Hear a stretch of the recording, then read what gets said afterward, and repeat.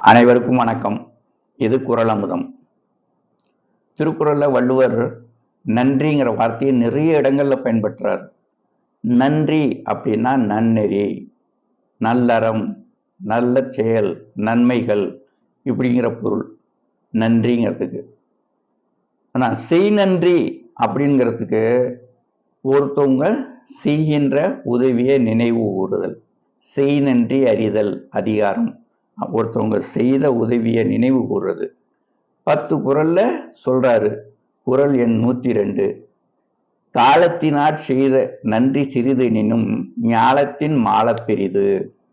ஞாலம் அப்படின்னா உலகம். காலத்தினாற் செய்த நன்றி. இப்போ ஒரு பெரிய சுமையை வச்சுக்கிட்டு யாருமே உதவிக்கு ஆட்கள் இல்லாத இடத்துல தனியா நின்றுட்டு இருக்கிறோம்.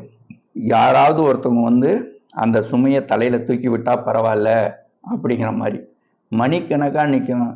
யாருமே அந்த இடத்துக்கு வரல. ரொம்ப நேரம் கழிச்சு ஒருத்தர் வர்றாரு. ஐயா கொஞ்சம் இதை தூக்கி தலையில வைங்க இந்த சுமையை அப்படின்னா அவரு சுமையை எடுத்து தலையில வைக்கிறாரு. அதனால அவருக்கு பெரிய இடைஞ்சல், மிகப்பெரிய நஷ்டம் ஒன்றும் கிடையாது.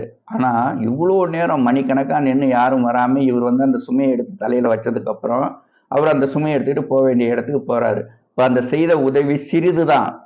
ஆனா அந்த சிறு உதவி சரியான நேரத்துல அவங்க வந்து செய்யறது. இப்ப அவரும் வரலன்னா சாயந்தரம் ஆயிடும், ராத்திரி ஆயிடும். அதை பொருள் வச்சுட்டு இருட்டில் இருக்கணும். இவ்வளவு கஷ்டம்.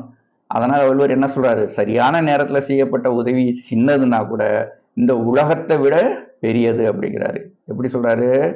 காலத்தினாற் செய்த நன்றி சிறிதெனினும், சரியான நேரத்துல செய்யப்பட்ட உதவி சிறிய அளவினதே ஆனாலும் ஞாலத்தின் மான பெரியது, இந்த உலகத்தை விட மிக பெரியது அப்படின்னு இந்த செய்நன்றி அறிகிறவங்க உணர்வார்கள்.